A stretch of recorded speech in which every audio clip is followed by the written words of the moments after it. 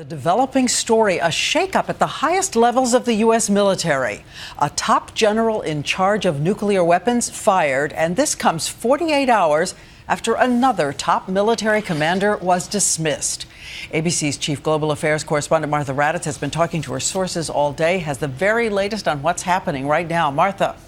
Diane, these officers have some of the highest security clearances you can get and have been in charge of the nation's most sensitive nuclear arsenals. A stunning chain of events. Today, Michael Carey, the two-star general responsible for the nation's 3 intercontinental ballistic missile wings, fired from his command. The reason? Personal misbehavior on a military business trip.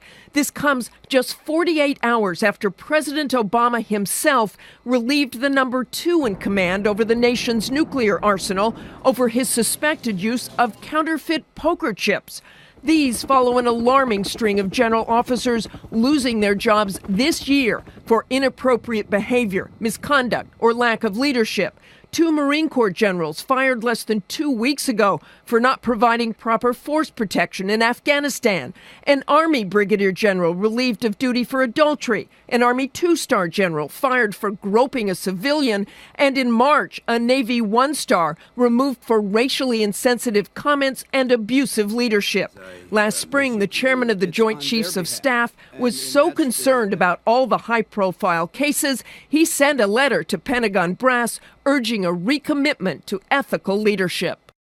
The Navy has been the most aggressive in taking its officers to task. At least 16 commanders have been fired this year. The bad news is how much this is happening, Diane.